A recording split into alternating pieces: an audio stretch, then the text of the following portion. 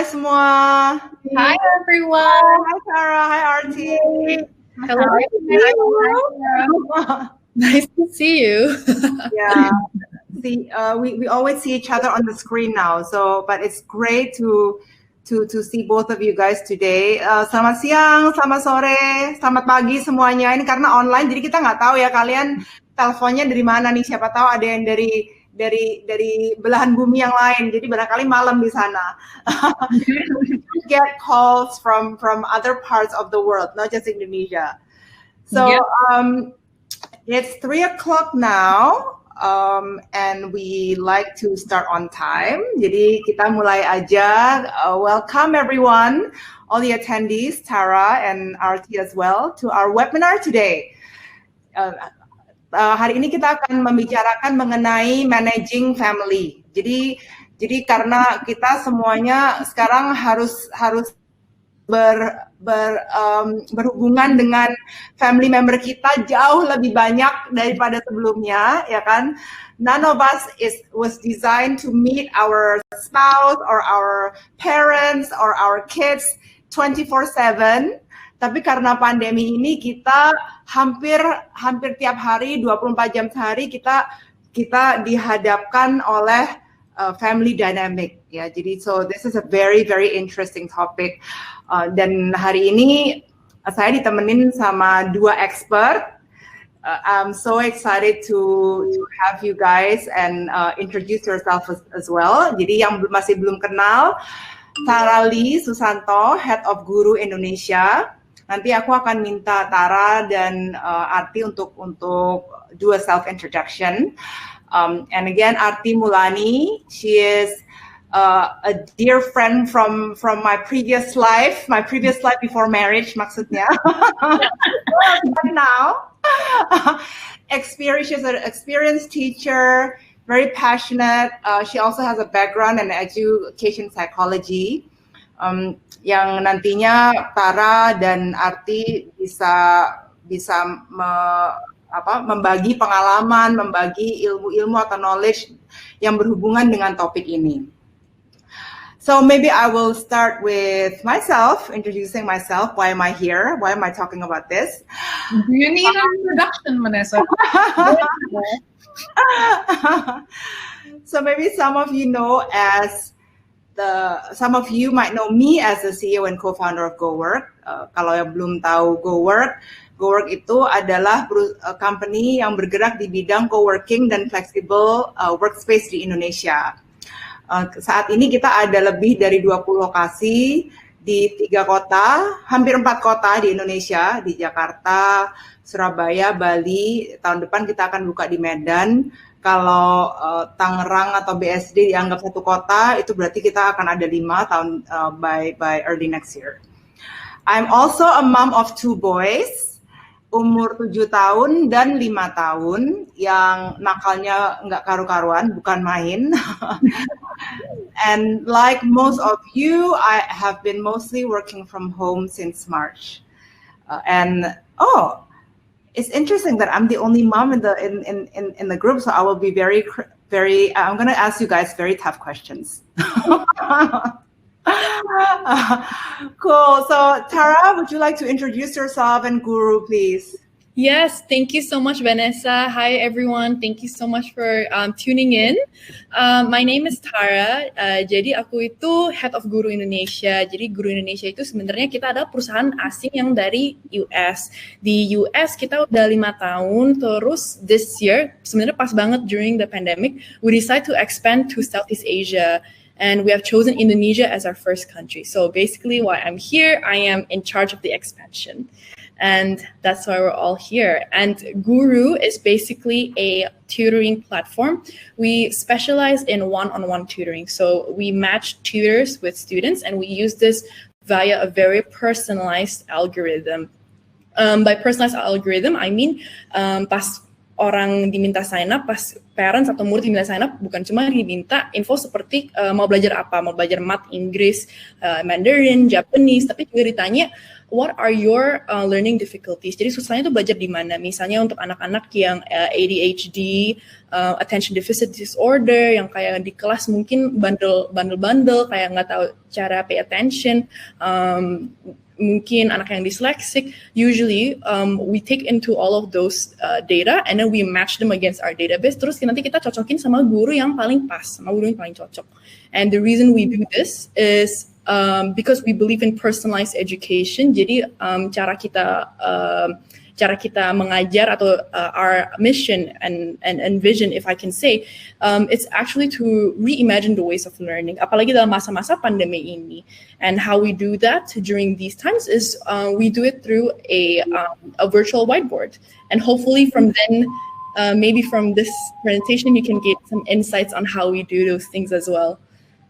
Yeah, but I'll give it to Arti then. Hopefully you guys enjoy our presentation. Thank you. Thank you, Arti. Hello, everyone. Welcome. Thank you so much for joining us this evening, afternoon, or night, as Vanessa said, because we don't know which part of the world you're tuning in from. Yeah. So before we start, for those of you who don't know me, my name is Arti Mulani. I'm an educator and a health coach. I have a Bachelor's of Education teaching degree focusing in primary teaching and a Master's in Educational Psychology, both from the University of Auckland, New Zealand. For the past few years, I've been teaching at international schools, both in Singapore and in Jakarta. Currently, I wear a few hats. So one of the things that I do is that I work part-time for the British International School here in Jakarta.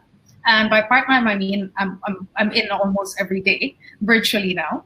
And the second thing that I do is that I also tutor. I do private tutoring in the evenings at home. And the third thing that I do is that I help to homeschool my 3.5-year-old nephew. We just do a lot of hands-on activities each day. And lastly, I also do some health consultations. So I help to consult parents and children in terms of nutrition. And that's it. We hope that you gain a lot or a little bit from this and be able to pass it on to friends and family. Thank you. Thank you, Arti. Thanks, Sarah. I want to ask you about your health coach experience at another time, because you look very different than the last time I saw you, which was like years ago. You lost a lot of weight. Yes, well, Vanessa, you have seen me at a time when I was very overweight, and that has changed quite a bit. And I really believe in this context, it's applicable in the sense that I feel nutrition really impacts learning. Mm-hmm. And that is the way that I think it's relevant in this context. Great, we'll have another webinar on that. Jadi hari ini kita agendanya setelah perkenalan ini, I would like for Tara to share about some research, some information around the new normal family and what you have found, what Gooroo has found has changed, especially in the Indonesian market. And then we can have a discussion around it. Lalu nanti kita akan ada Q&A dari audience juga. Jadi kapanpun kalau kalian ada pertanyaan mengenai topik atau mengenai hal yang kita bicarakan pada saat Tara presentasi, tolong bisa langsung dimasukin di chat. Nanti kita akan bantu, semoga semua pertanyaan bisa terjawab. Okay, Tara, I will give the floor to you. Take it away. Thank you, Vanessa. And thank you, everyone. And once again, okay, so I'll get right into it. Jadi agenda kita hari ini pertama kali kita mau ngomongin tentang new normal impact. Jadi sebenarnya dampaknya dari COVID-19, dari pandemi, terus akhirnya kita lagi ngomongin the new normal nih. Apa sih new normal sekarang, kebiasaan baru yang terjadi karena ada pandemi. Dengan adanya pandemi ini, seberapa jauhkah dampak itu ke dalam education, ke dalam ekonomi, and how does it actually affect the stress in working at home with kids. Baru kita mulai ngomong gimana caranya untuk menghandle itu semua, gimana caranya kita berubahkan mindset kita yang dari stres semoga bisa jadi lebih positif, yaitu untuk buat ketenangan diri sendiri, kita harus fokus dan memprioritaskan diri sendiri, dan baru itu kita baru bisa ngomongin education anak-anak nih, gimana caranya untuk memilih education yang tepat, bukan hanya education yang benar, tapi sebenarnya yang tepat buat anak Anda gitu. Baru then we talk about the kinds of options that are available, and hopefully we can make the best out of it for everyone. Okay, great. So gimana sih, apa sih the new normal impact to Indonesian families? Dampaknya itu apa? Specifically di Indonesia. Jadi dari segi ekonomis nih, 65% itu experience a decrease in household income. Tapi ini agak make sense ya, karena di beginning pandemic juga banyak yang lay off, banyak companies yang shut down. Jadi banyak banget dari keluarga kita yang kayak merasakan financial strain.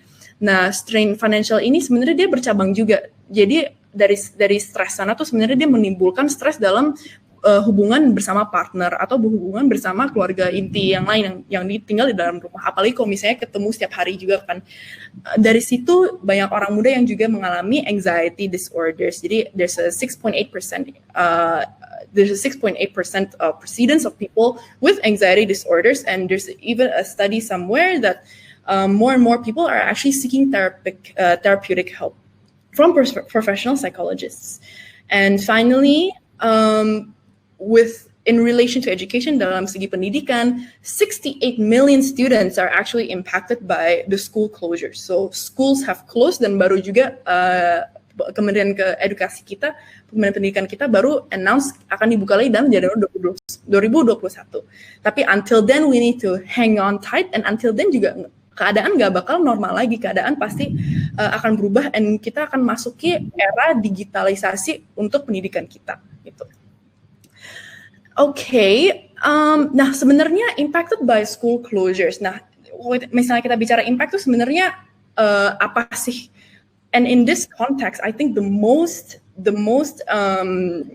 alarming or the most sudden changes that we can see, that I think we can all agree, yaitu adopting digital and online learning methods. Jadi lewat Zoom kah, atau lewat Google Hangouts, Google Meeting, lewat Paradigm. Sekarang kita udah muncul, udah banyak lah edutech atau kayak tools-tools yang lain untuk membantu kita masuk era digitalisasi.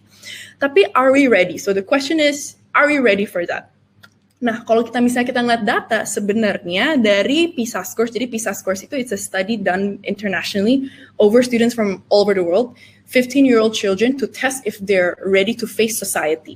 Jadi ini bukan grades ya, ini bukan grades dari sekolah-sekolah, tapi tes untuk meyakinkan bisakah mereka beradaptasi dengan society kita setelah mereka keluar dari sekolah.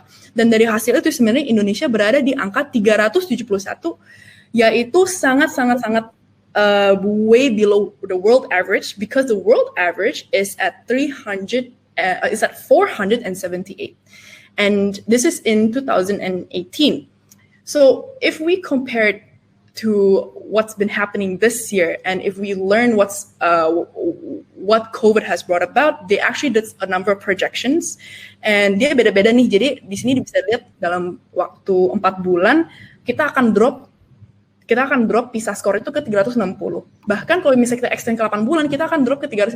Jadi sebenarnya the study does not support that very well. They don't think we are ready to face digital learning methods or move online, transisi online. Sebenarnya kita belum siap. Nah, dari segi community, sebenarnya what are they saying? Mereka tuh bilang apa sih? I think this is all something that we can relate to. I think sebagai kayak murid, sebagai orang tua, sebagai pekerja di company, sebenarnya we can all agree COVID has been really, really bad to us. It has disrupted a lot of things. But what these people are saying in the education community, they're saying, teachers are saying they have difficulties in operating digital devices. Jadi sebenarnya kebanyakan dari guru-guru yang sekarang mengajar, mereka tuh kebanyakan juga udah tua. Jadi mereka belum ready, merasa kagok, merasa kaget, tiba-tiba harus pindahin semuanya online. Terus students-nya jadi kebanyakan feel bored during learning home from period. Feel bored akhirnya merasa tidak bermanfaat. dari situ parentsnya jadi ngerasa jadi nggak fokus, learning difficulty, stres, anaknya nggak mau belajar. Maybe Vanessa, maybe you can also shed light on this as a parent, and I think Arti, as a parent, you can also maybe agree with some of what our community is saying. Yeah. I have an experience juga sih sama anak-anak saya yang kan dua cowok umurnya 7 sama 5, jadi masih kecil ya, bisa dibilang masih kecil lah. Dan untuk anak seumur itu pembelajaran lewat online atau screen exposure itu sangat-sangat sulit gitu, karena I feel like for young children a physical interaction is extremely important. Nggak hanya dengan gurunya, tapi juga dengan teman-temannya gitu. Jadi susah banget diminta untuk fokus. Kita aja susah ya, maksudnya kita yang udah dewasa aja susah kalau suruh dengerin kelas dari jam, let's say dari jam 8 pagi masih ngantuk-ngantuk gitu kan ya mereka, sampai setelah makan siang gitu harus di depan screen. So it's I think the PISA score is quite shed some light, dan agak-agak mengkhawatirkan juga sih kalau memang ini harus terus dilanjutkan gitu. Terutama my biggest concern is, and you can answer this question later on, apakah nanti perbedaan atau gap antara pembelajaran di Indonesia di perkotaan akan gapnya semakin besar dibandingkan pembelajaran di desa atau di tempat-tempat yang infrastruktur internetnya sangat-sangat masih minim gitu. Yeah, it's going to be very difficult, I think, to match it again. Yeah. Experience. Yeah. Arti, you have your own experience with your 3.5-year-old nephew. Yeah. But I think you've touched on the frustration as a parent. I'd like to say or at least talk about the frustration as a teacher, because it is like I relate most to it, right? And it is tricky because we have just been thrown into the deep end with no training. All the material that we have at school needs to be adapted because, like you said, Vanessa, children learn through interaction, right, with their peers, but they also learn through interaction with the environment, and they use a lot of manipulatives and hands-on learning. I'm seeing, like on the poll right now, 60% of parents attending have children of early age, right? Early educators. And so that impacts, it's the hardest, I think, I believe, for that early years, right? And so we've had to send resource packs home, including manipulatives and whatever worksheets, but there are some manipulatives that we can't send home. And so a lot has been adapted in terms of planning. On top of all of that, on top of adapting our planning that we've been using for years, we adapt it every year. But apart from that, it's also this whole digitalization that we need to get used to, right? And, I don't know what the technical word is, but like I'm sure it like uses a lot of megabytes to upload something, to present something, and all of that requires time. And we need to keep in mind that we need to be quick because children have a limited attention span. Sorry. Yeah. I don't even need to, I think, have kids or be a teacher to understand like everything that's happening because throughout my experience, I've interviewed many individuals. And I think all of us here who are in this room today, imagine trying to teach simple math to a 5-year-old. Let's say you're trying to teach multiplication, 2 times 2 equals 4. A lot of the tools that are held back actually come from that. Like just imagine trying to pass on that message with the available tools that we have today. Of course, we have adapted throughout the ages and everything, but yes, that is very hard, and it is the source of many frustrations among parents and teachers alike. But that comes to actually bring about my point. Why are we even talking about education in the first place? Kenapa kita lagi ngomongin pendidikan, dan kenapa pendidikan itu sebenarnya sangat nge-affect ke parents atau ke siapa aja yang lagi WFH, yang lagi working from home? Kenapa kita terus ngomongin pendidikan dan kenapa itu sebagai major stressor yang sekarang kita alami di rumah-rumah. And sebenarnya kalau misalnya kita balik ke data lagi, sudah kelihatan banget parents itu productivity-nya udah mulai menurun yang work from home karena mereka stres dengan pendidikan anak-anak di rumah. Jadi karena mereka harus meet their kids punya learning from home needs, kayak mereka harus kayak yang tadinya anak-anak bisa ditinggal, ternyata setelah work from home, learn from home, anaknya harus ditemenin. Karena mungkin ada yang gak bisa learning begini. Ada mungkin anak yang kecil banget, apalagi learning, early learning kids, they're very affected. Kadang-kadang aja mereka gak tahu sebenarnya mereka tuh harus nontonin ini tuh karena kelas, bukan karena mereka lagi nontonin game, atau mereka gak tahu sebenarnya itu sebenarnya ada orang yang ngomong ke kita gitu. So, in this sense, I think what we're trying to say here is that I think education is really a big factor in terms of working from home. And right now, if you guys can, if we take away our mind from data for a while, mungkin dari kalian ada nggak sih yang kenal this kind of situation? Adakah, does this remind you of anything?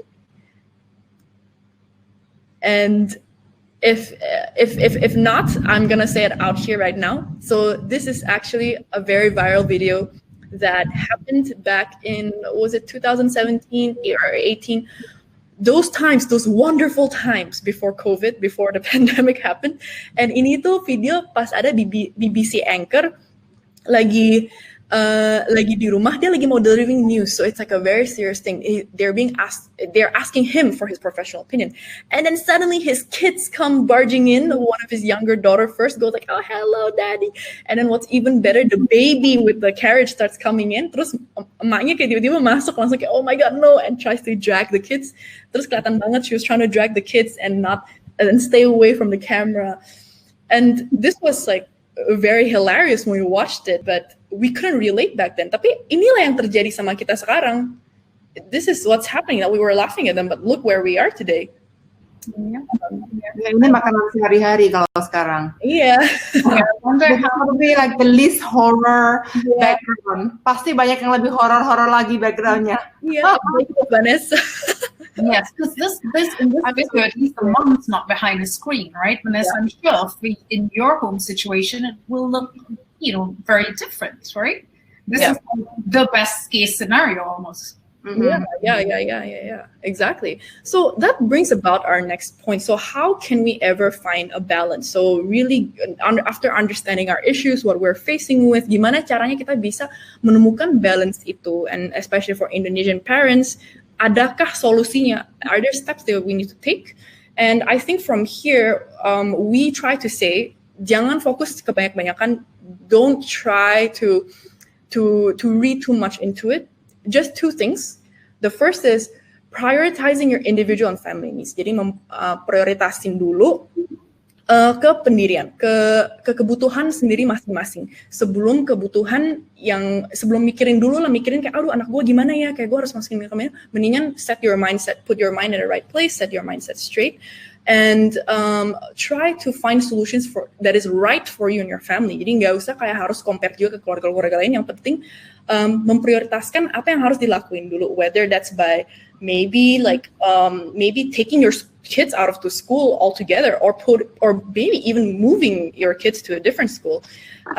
That comes about with the second part, ensuring your child's new education at home. Kalau misalnya emang mau terus di jalan at home, then how can we ensure that? Itu benar-benar memang butuh discussion dengan keluarga. And if I can say, I don't think there's ever the right balance. It's just about what is right for you and your family.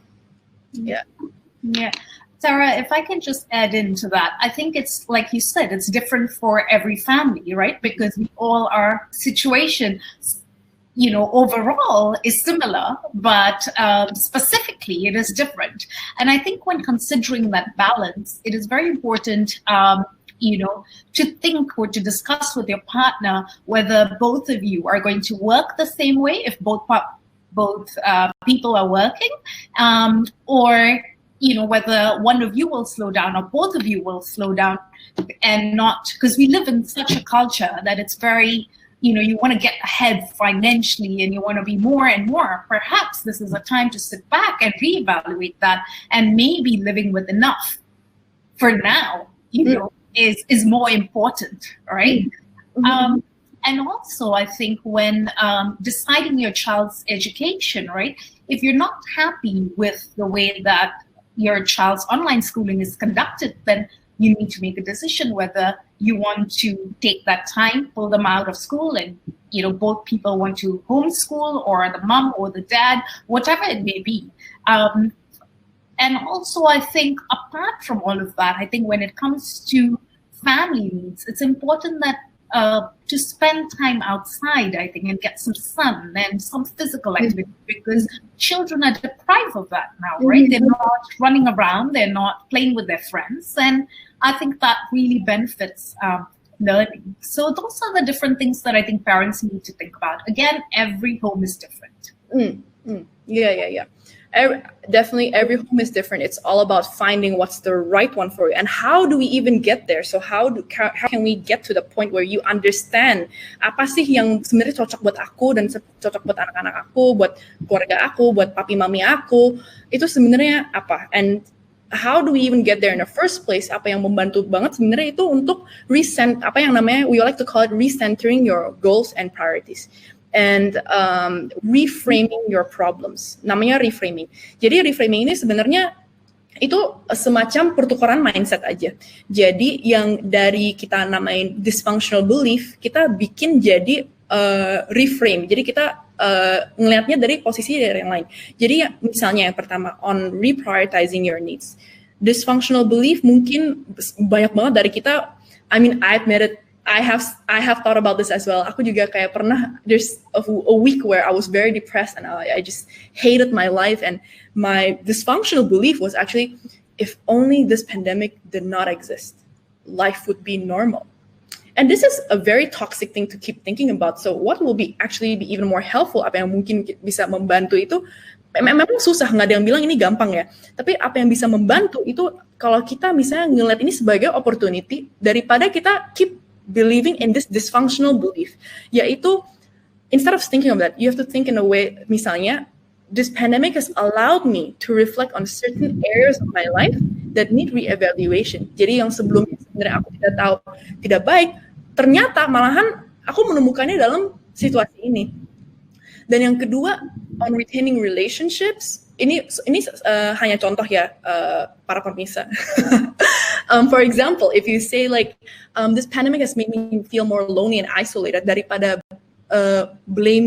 putting the blame di pandemi ini, mendingan kita bukankah lebih healthy kalau misalnya kita bisa mikirnya kayak, oh, I should make more effort to reach out to my family and friends.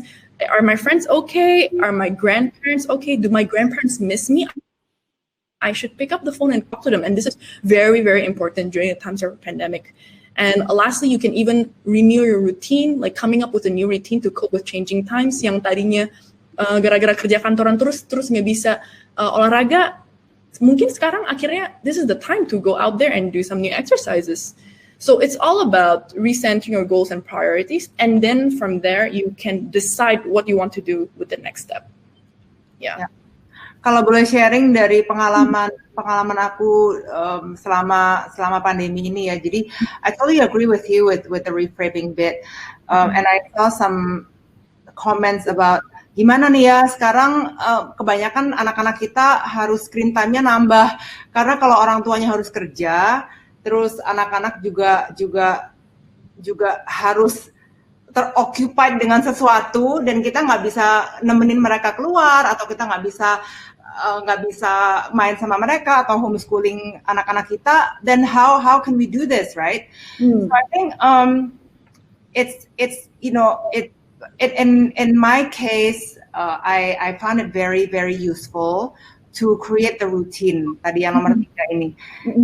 Waktu itu sih memang pada saat like when the kids have to stay at home and be online school, ya udah, me and my husband split our schedule so that in the morning kalau ada meeting itu semua meeting, like my meeting will happen in the morning, his meeting will happen in the afternoon gitu ya.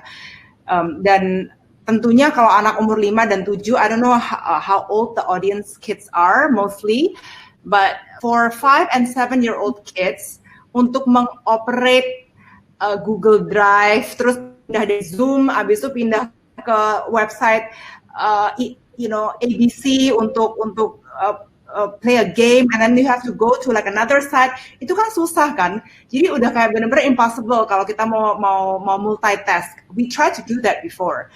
Like, okay, you know what? I'm just gonna set my meetings, and then whenever my kids have a questions, nanti aku bantu gitu. But it's like almost impossible to do that, right? Because not just the teacher, Archie, that was having problem, but the kids too. Like the kids, the younger kids. Kalau yang udah gede, barangkali yang udah teenager lebih gampang ya. Like the younger kids, it's very hard. And of course, if the younger kids is having trouble, then the parents also are having trouble. And so it's just really like communicating with your spouse in this case is like the key. Yeah.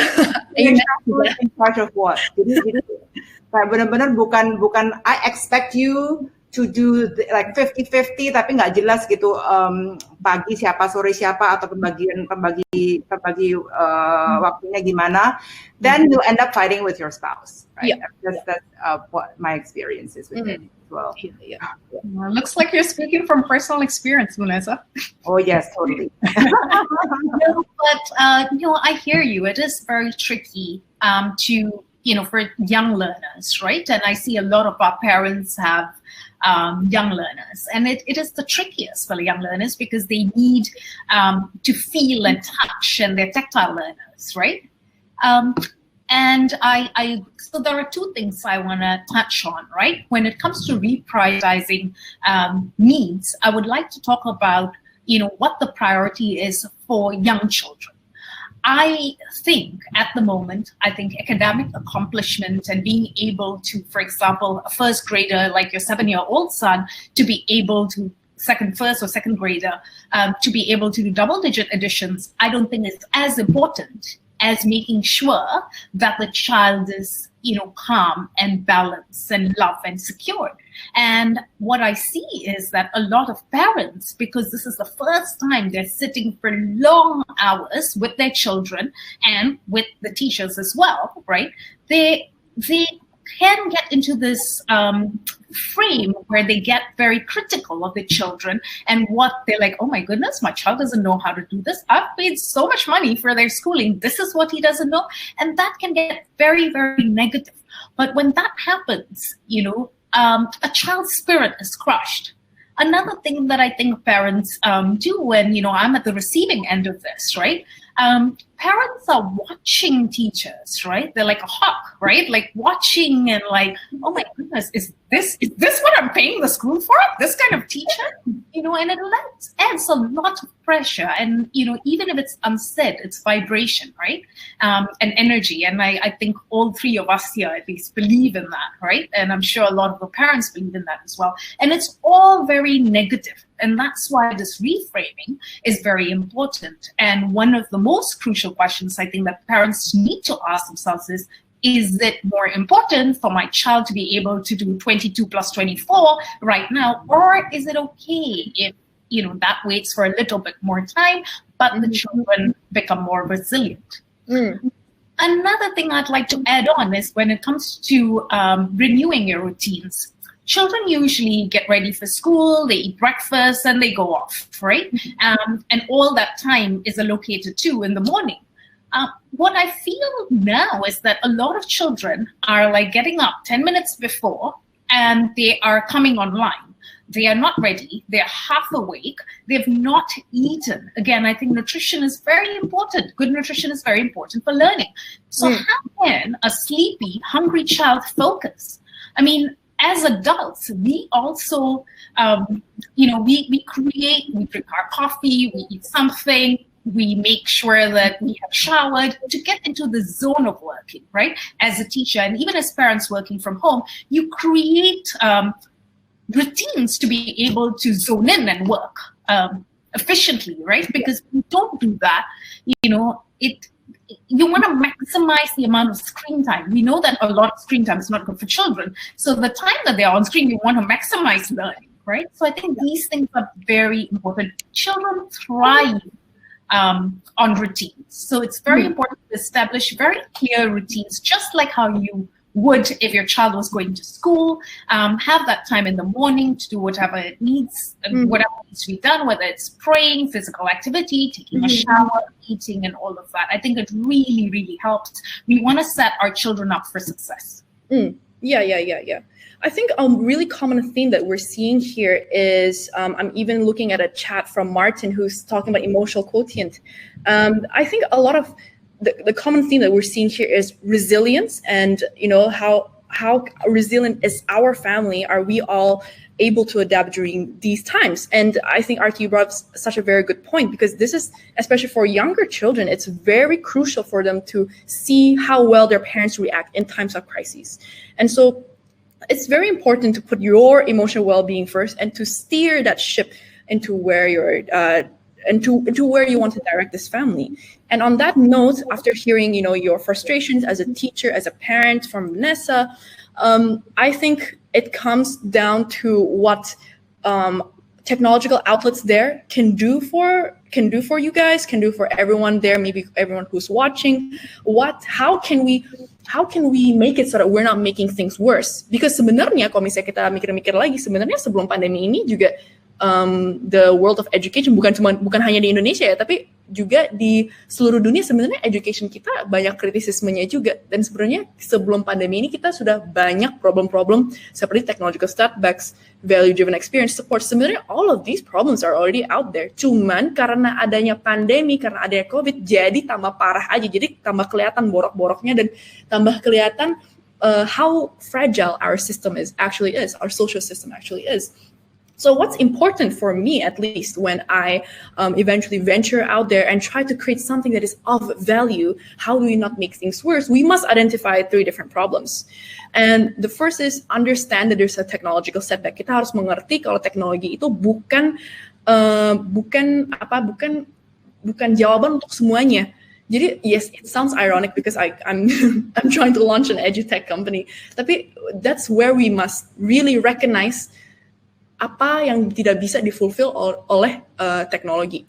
First of all, we've mentioned this so many times, it's very hard for early learners to do things, especially hard for them. And we've explained this in a 2 times 24, 2 plus 2 equals to 4 example. It's just very hard to sustain their attention, especially.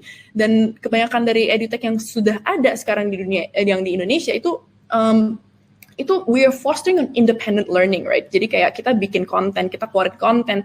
We hope that our child studies, and not just edutech, a lot of the school programs that are out there, we create curriculums, kita bikin jadi video, ayo kita nonton video ini, abis itu kita abisin quiznya juga online. Ini kalau misalnya konten ini kita kebanyakan, there's gonna an obvious decrease in quality. I'm not saying this only applies to education, it applies to everything in life. The more supply you have out there, the harder it is going to control your quality.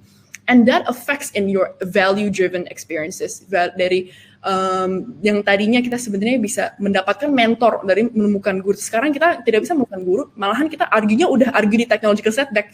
Jadi kita nggak bisa mempunyai that experiential and social learning. And dari independent learning yang kita sudah dapatkan sekarang, it focuses a lot on games. So I don't know if you've seen this in your schools maybe or in the tools that you use, but a lot of the places that are out there are actually using games and rewards-based learning. And I have to come in and challenge that, because how do we think games are going to improve us? And how do we think those experience points, those rewards are going to eventually help us become better members of society? Grades are important, but again, do grades actually equate success? And back again to PISA scores that we see in the beginning, even the PISA scores, they're measuring our fit into society. Mereka mau lihat kita siapkah untuk society, kapan ya kita bisa siap untuk menghadapi, I don't know, like taxation, getting your job out there. Because right now, from what I'm doing, I'm not gonna get a candy from RT or from Vanessa to deliver this content, ya kan? So again, we have to look at value in that sense. And finally, it's really the lack of support. I think this needs to be put out there. It's not anyone's fault per se juga, Tapi karena pandemi ini datang sangat tiba-tiba dan karena school closure benar-benar semua datang bersamaan, bentrokan, semua orang jadi kaget dari sisi sekolah lah, bahkan sekolah, I think their teachers and schools, they're taking the brunt of it because no one knows what to do. And what is so crazy to me is that there's a lack of help, lack of people out there actually helping others in the digitalization training, in teaching people how to use Zoom tools, teaching people how to use Google Hangouts, teaching people how to organize classes and maximize online classes.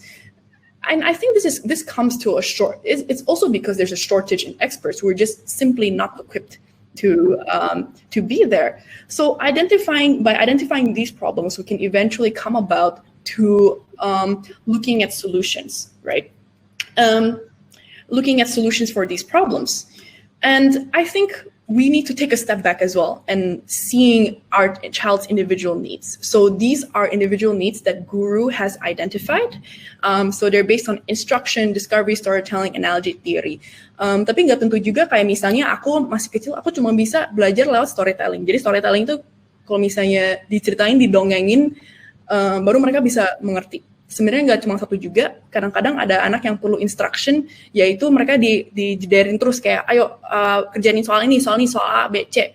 Maybe ada anak yang campuran instruction and theory gitu. So these are all different kinds of learning abilities, learning styles that a lot of children use. And you can take a look on this on their website at gooroo.com, or you can, after this, you'll have a copy of the presentation and you can take a look at this. But that's because I won't go into it, but the point that we're trying to make is every child learns differently. And the best way to go about it is actually to find a teacher, a good teacher who's able to recognize that.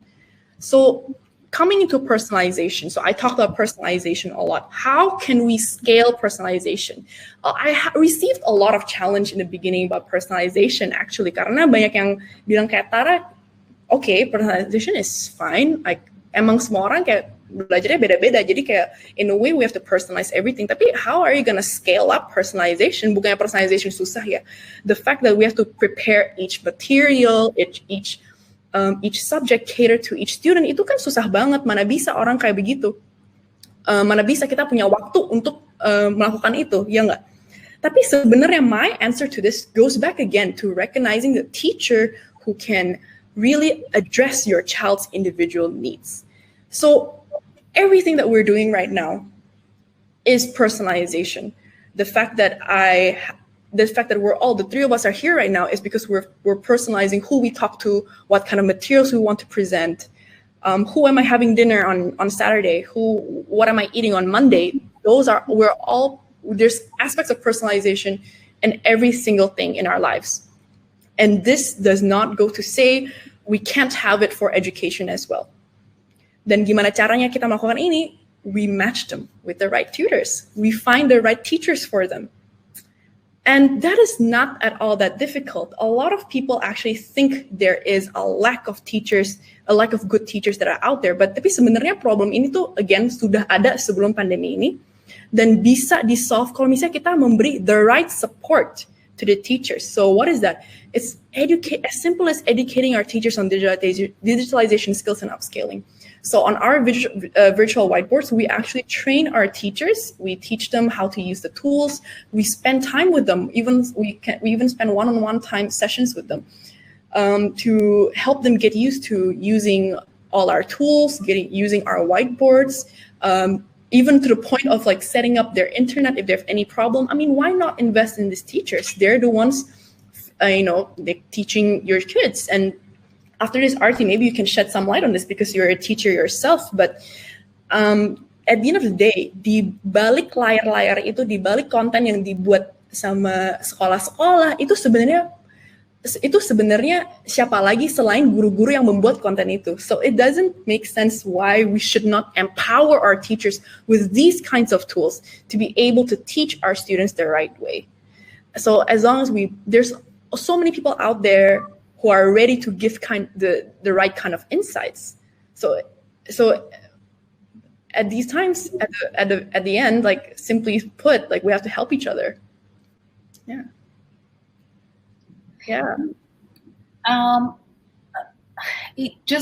Parents, I see a lot of messages in the chat box, and questions will be answered at the end of this. Martin, I've read a couple of your comments. It looks like you're an educator yourself, maybe, I don't know, or just a very hands-on parent. I'd like to just add on to what Tara has said. Individualized program works best for learning because we're catering to the child. Like Martin, like you mentioned, we're starting with the child in mind, where the child is at, and then going with that, right? Mm-hmm. So you're catering to the child's learning style, the child's need, the child's interests, which is very important. And in schools, we have a term called differentiated learning, where, even though we are doing double-digit additions, some of the children, the more advanced children, will get something different, a worksheet that's a little bit different, that will require them to solve the problem and think beyond the box. And some of the, learners who are finding it a little bit harder, they will get something very basic and very different. So we differentiate learning. Now, in a time like this, when we are trying to maximize learning, and we need to remember children like us, like adults, have a minimum, attention span, right? And so we want to maximize learning. So of course, Tara, I agree that the most beneficial time to make use of children's time is through personalized or individualized learning. Yeah. And to answer one of the questions really quickly, actually, that's perfect timing because I'm actually going to go over that in our next slide, is first of all, we have to, whether we like it or not, even as an edutech company, I must recognize the shortcomings of technology, which is why the best course of action that we can choose is to choose the right kind of technology that can reduce entry barriers and still deliver value.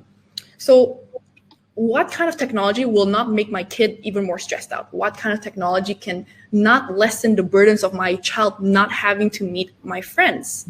And in our whiteboard, what we try to do is we try to introduce interactivity. So whether we like it or not, someone has to do it. Someone must increase interactive features on our digital whiteboards. It has to be done. There's just nowhere else about that. You have to be able to involve more people in a classroom and not just one-on-one tutoring that we have, which is why our whiteboards are supposed to be able to facilitate more people. But then again, also keep in mind that too many people in one classroom, that's actually more harm than good because there's no interactivity there. It's just a lecture, a teacher talking to students, and that's it. So how do we maximize interactivity? We have to first get the digital tools out there to be able to host that interactivity and make it like jangan sampai kayak studentnya kebanyakan, karena untuk interaktivitas yang paling efektif harusnya itu cuma sekitar 4 atau 5 student. And then you can rotate these students around and they can still learn from each other from there.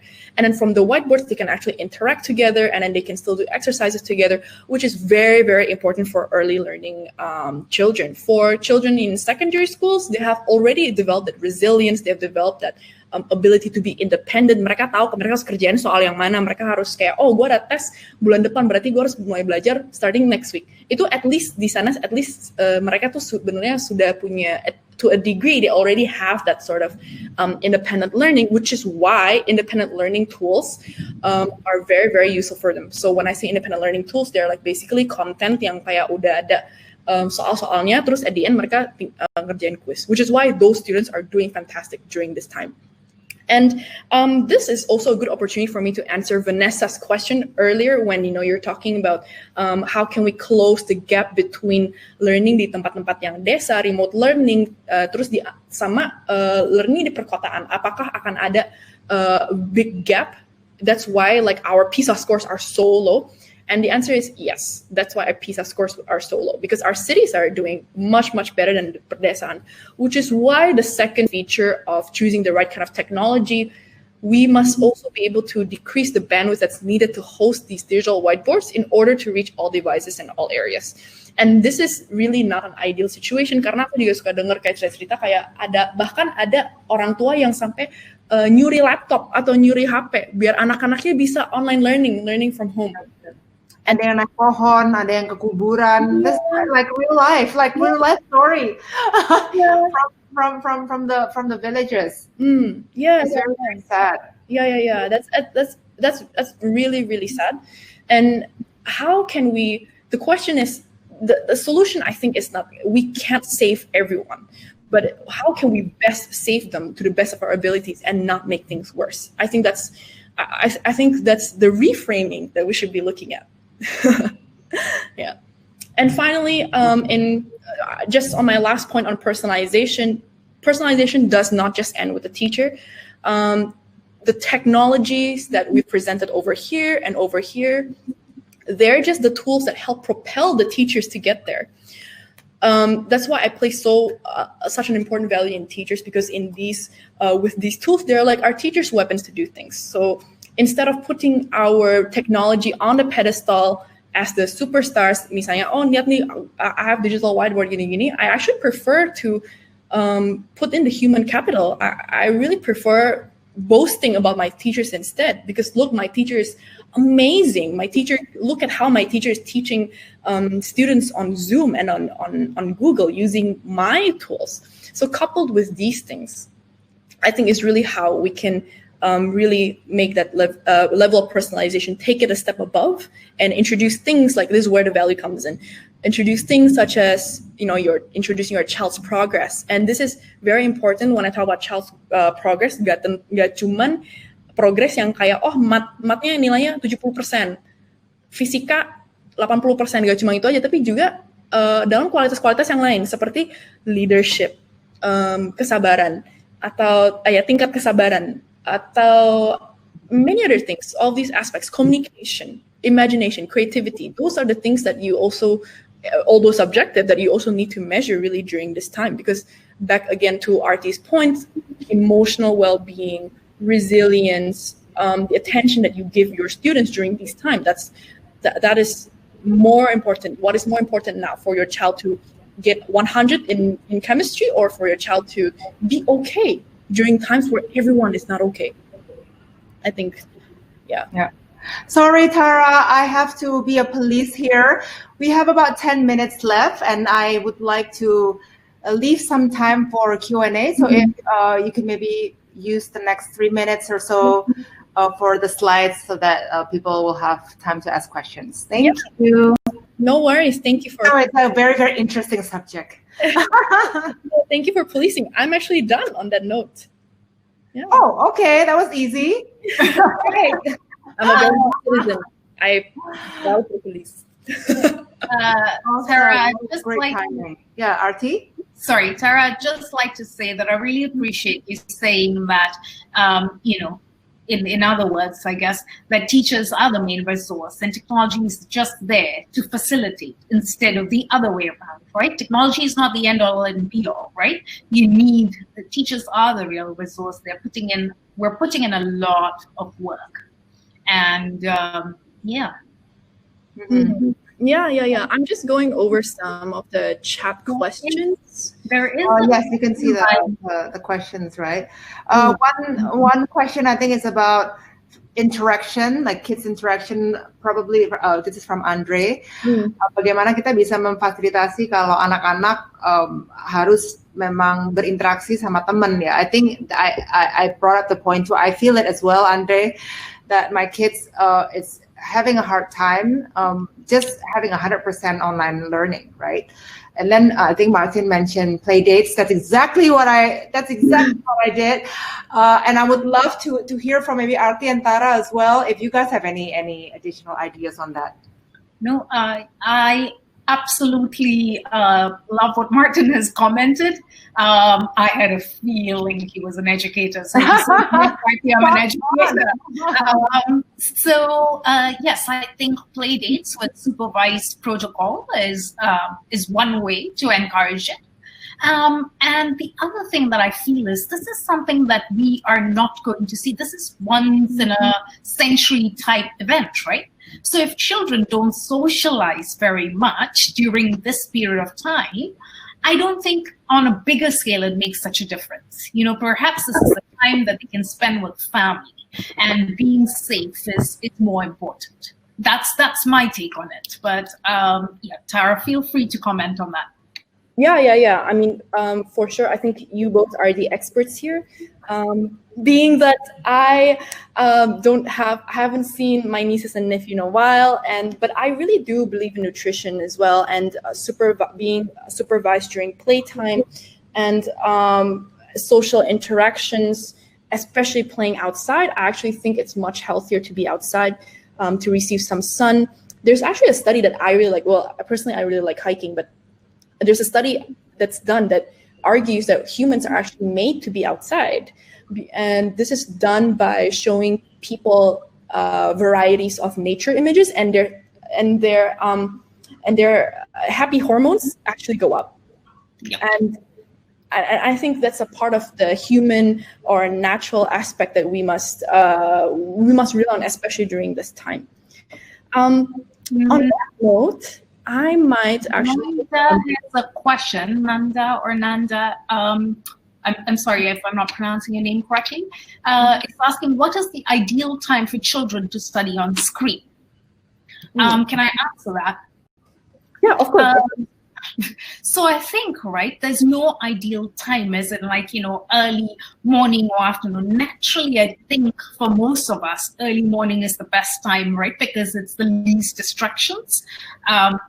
But more importantly, I think it's the time spent on each task and instruction time. So I don't think that half an hour instruction time is going to be effective. I think it needs to be 15 minutes where the teacher gives instruction at most. We all have a limited attention span. And then the children need to do their own work and their own independent learning, right, and processing. So I feel like it needs to be done in chunks. It can't go on for too long with no breaks and no off-screen time. That's what I personally think.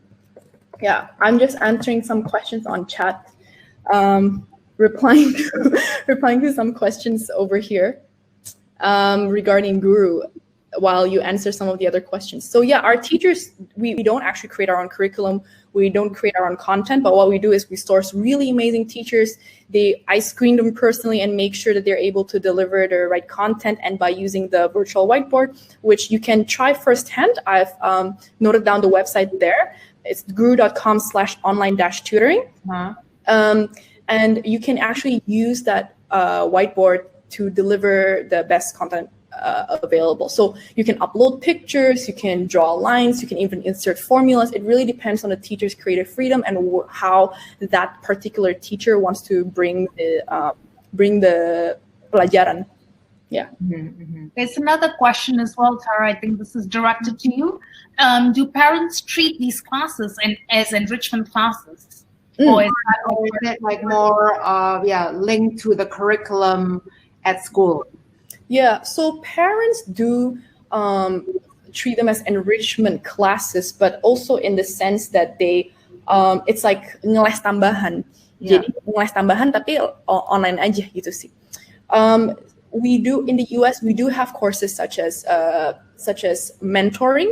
We do have like cooking classes, we have music classes, but in Indonesia right now, we're only launching with Mandarin, English, math, sciences, and Japanese. So we're only focusing on academic subjects at the moment. And at the time, I think when the school reopens in 2021, we expect to see a lot of people starting to sign up to our tutoring services, because a lot of parents out there, a lot of students out there have actually been held back from actual classes. So I think my answer is yes, in a sense it's enriching, but towards an academic enrichment. Yeah. At least in Indonesia. And there's another question, and yes, you can match with tutors from America as well. That feature will be available next year. Cool. I have a question. Wait, hang on. Yes, I'm on. I'm still trying to figure out whether green is on or off. So I have a question, I guess as parents ya.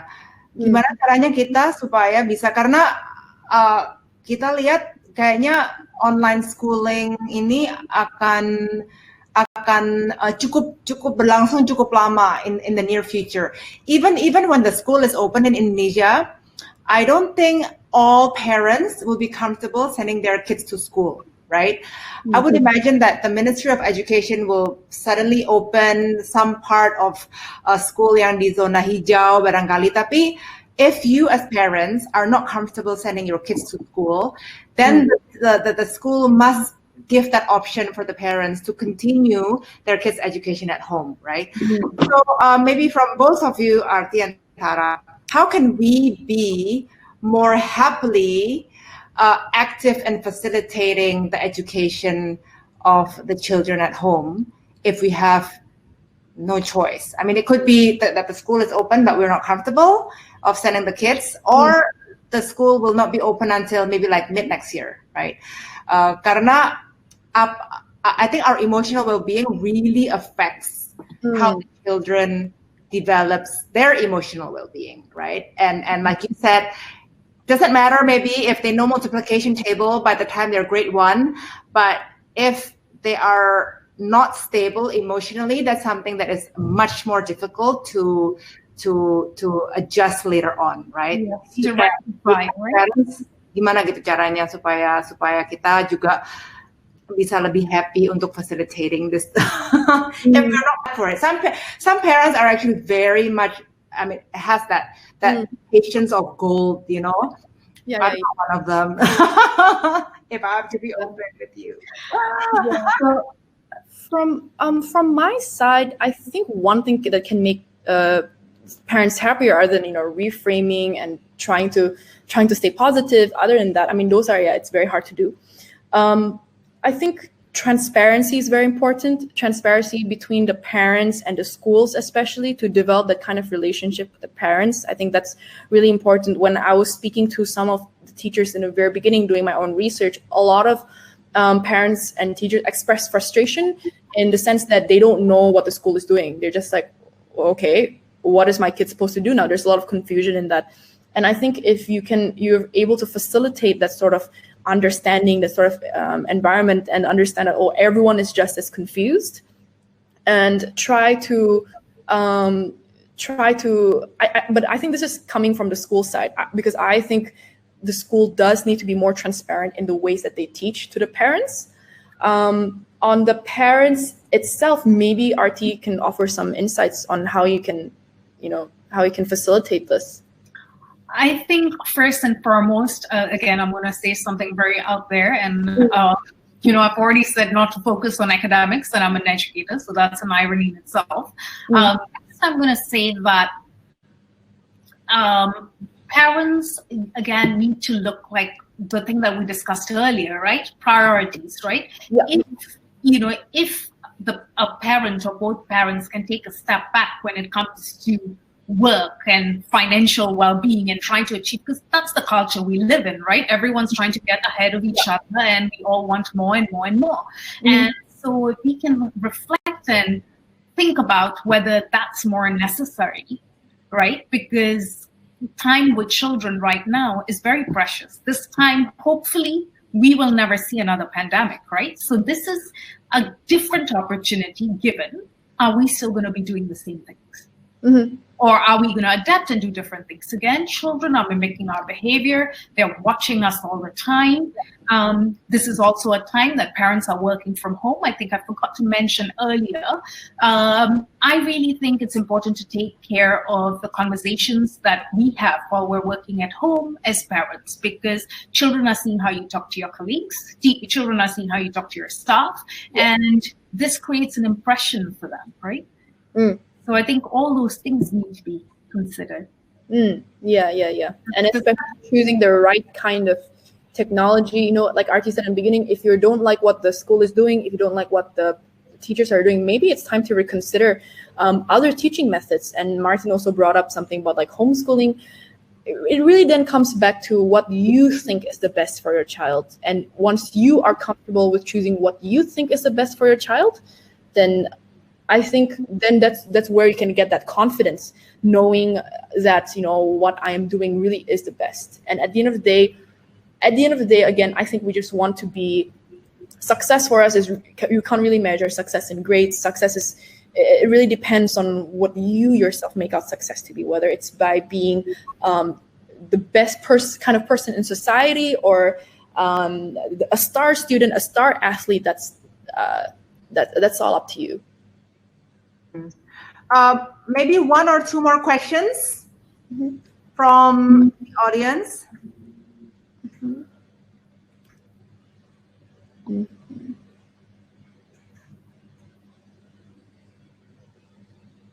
I see that I'm just looking at the polls as well right now, and I'm seeing the value-driven experience as being like a very popular setback that they in child's education. Yeah, and yeah, I really can't agree more. There's so much lack in social interactions, so much lack of just being unable to see your friends. I mean, right now, the fact that in the beginning, how I can't see my friends makes me really sad, and I can't imagine what it must be like for younger students when going to school is all about seeing their friends. Like, what kind of world would that be like? I have a question. So, how can edutech companies? Sekarang kan banyak ya di Indonesia juga bermunculan edutech companies. Initially, it's more for continuing education yang untuk setelah university level, tapi sekarang kan semuanya harus ada nih platformnya kan. How can edutech companies work more with the traditional schools? Like you mentioned, the challenges are everywhere, right? It's not just the content, it's the delivery, it's the teachers yang nggak bisa pakai tools yang tepat. It's the kids itself yang easily distracted. I mean, my kids can just stare at the screen, but then when I leave, they would be turning on YouTube, right? And just like watching things. And if I'm not staring at them, they would just be going through crazy contents, right? Yang kita juga nggak bisa kontrol gitu. I mean, of course, there's parental control and things like that. But I think we have to think about, right, like RT and Tara, gimana caranya supaya edutech company juga bisa men-support traditional schooling system. Do you guys have any thoughts or plan on that? Maybe you have talked with Ministry of Education? I personally have not talked with the Minister of Education. If someone knows, we'll make an appointment for you. But yeah, I think the most simple one that we can do, and probably the fastest one, is to offer your knowledge to these schools. So we're the ones in edutech, we're the ones in education, offer training, do a collaboration with schools, teach. It doesn't even have to be like, you don't even have to teach them how to use Zoom. You can even teach them how to use your own tool. So if you have a specific tool as an edutech company, if you have a specific tool, you can use that tool as well.